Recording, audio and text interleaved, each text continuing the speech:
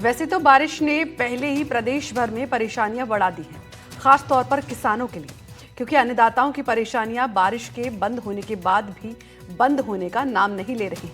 धौलपुर जिले में भी सैपऊ और बसेड़ी उपखंड इलाके में अभी भी जल भराव के हालात हैं।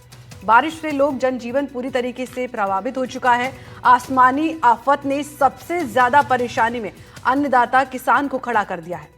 खरीफ की सभी फसलें बर्बाद हो रही हैं और अब आगामी रबी फसल पर भी संकट बना हुआ है। ये रिपोर्ट देखिए।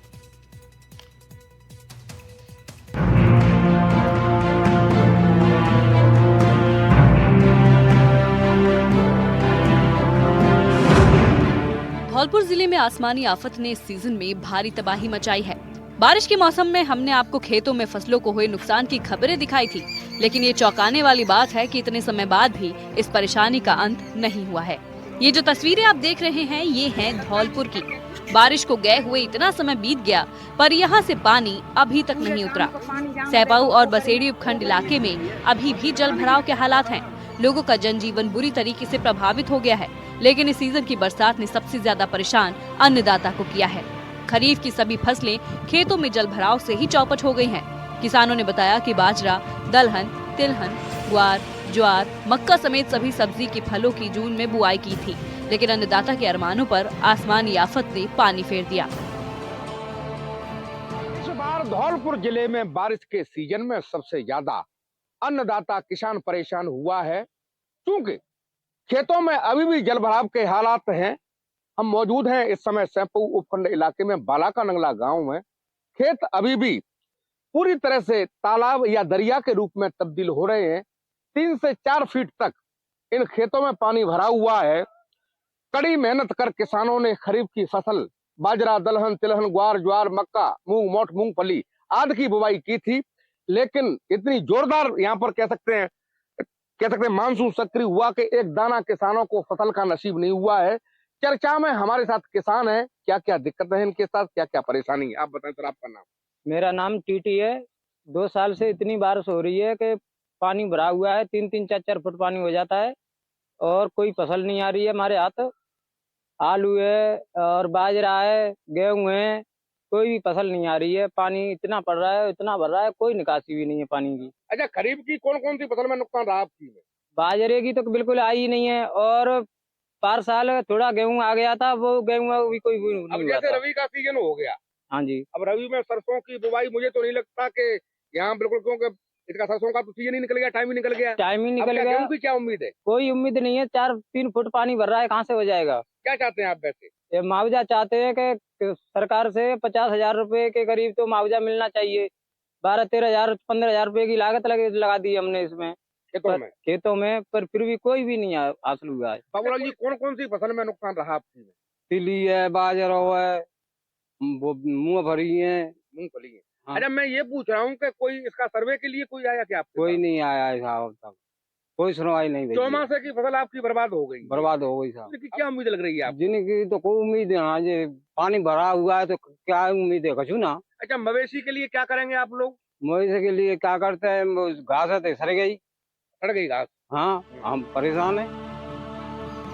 फसल बुआई होने के बाद 2 महीने तक लगातार हुई बरसात से सभी फसल खेतों में बर्बाद हो गई। महंगे खाद, बीज और कीटनाशक दवाई डालकर फसल की बुआई की गई थी।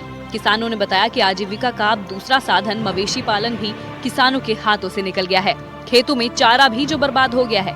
आलम यह है कि लाचारी और मजबूरी में मवेशियों को भी बेचना पड़ जाएगा।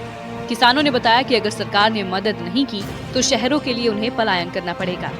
आपको बता दें कि धौलपुर जिले में फसल बुआई का 1.53 लाख हेक्टेयर एरिया है। इसमें बरसात के सीजन में करीबन 84,000 हेक्टेयर बाजरा फसल की बुआई हुई थी। वहीं ज्वार, दलहन, तिलहन की करीब 30,000 हेक्टेयर की बुआई हुई थी। बाकी बची जमीन में सब्जी और अन्य फसलें उगाई गई थी। कृषि विभाग के मुताबिक 20,000 हेक्टेयर बाजरे की फसल बर्बाद हुई है। वहीं बसेड़ी और सैपऊ उपखंड में सबसे ज्यादा बर्बादी हुई है। बरसात ने वैसे तो जिले में चारों तरफ फसल में नुकसान पहुंचाया है, लेकिन सबसे ज्यादा नुकसान बसेड़ी और सैपऊ उपखंड क्षेत्र में हुआ है। इन दोनों उपखंड क्षेत्र के किसानों को सबसे ज्यादा नुकसान हुआ है। अच्छा, अब जैसे रबी की उम्मीद भी नहीं है, आज अब मवेशी के लिए चारे की व्यवस्था नहीं है, चारे कोई तो व्यवस्था कैसे नहीं है। परिवारों को फिर आप लोग कैसे पालेंगे? परिवारों को जैसे बाहर से जा रहे हैं, कुछ कमा के लाते पलायन हैं। कर रहे हैं, पलायन करेंगे, प्लान करेंगे मजदूरी के लिए। और यहाँ क्या रखा हुआ है? कुछ नहीं रखा हुआ है। और भी किसान है, आप बताएंगे सर, आपका नाम क्या है? पहले नाम। नेकराम जी, आपकी कौन कौन सी फसल में नुकसान रहा? बाजरा है, तिली है, उड़द है, जी, गन्ना है। ये सभी आपकी बर्बाद हो गई। अब जैसे रबी का सीजन चल रहा है, तो रबी के लिए क्या व्यवस्था है आपके पास? रबी की कोई व्यवस्था नहीं है, सरसों फसल की बुवाई हो नहीं सकती? ना पानी भर रहा है 2-3 दिन फुट। वो तो भरा हुआ है, खेतों में पानी भरा हुआ। फसल में आपकी में कौन कौन सी में नुकसान रहा? सब फसल नष्ट ही है साहब, एक फसल है ही ना रही, ना उम्मीद आती है। काम करवे जा रहे हैं, मजूरी दे जो बच्चा इनका पालन पोषण करना ही पड़ रही है। हाँ, परिवार का पालन नहीं हो पा रहा है। अच्छा, मुझे ये बताएं, मवेशी के लिए क्या व्यवस्था है आपके पास? मवेशी के लिए कोई व्यवस्था नहीं है साहब। अंत से ला रहे हैं चारा, 600 से 700 रुपए मिल रहा है, कुंटल से ला रहे हैं, कुंटल के हिसाब से मिल रहा है, वहाँ से ला रहे हैं, और कोई व्यवस्था नहीं है साहब। परिवार के लिए परिवार के लिए जाते हैं, कोई अहमदाबाद पड़ा है, कोई जयपुर पड़ा है, वहाँ से ले करके आ रहे हैं, मजदूरी कर रहे हैं। तो बहरहाल ये हमारे साथ थे बाला के नंगला के किसान। साफ कहना है कि खरीफ की फसल थी वो पूरी तरह से चौपट है।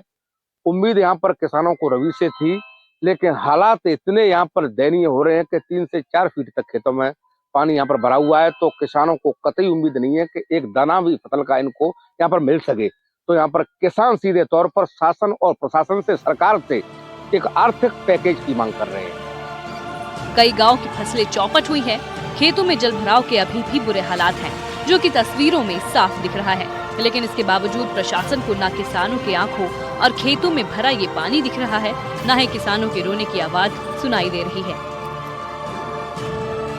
एनडीटीवी के लिए धौलपुर से नीरज शर्मा की खास रिपोर्ट।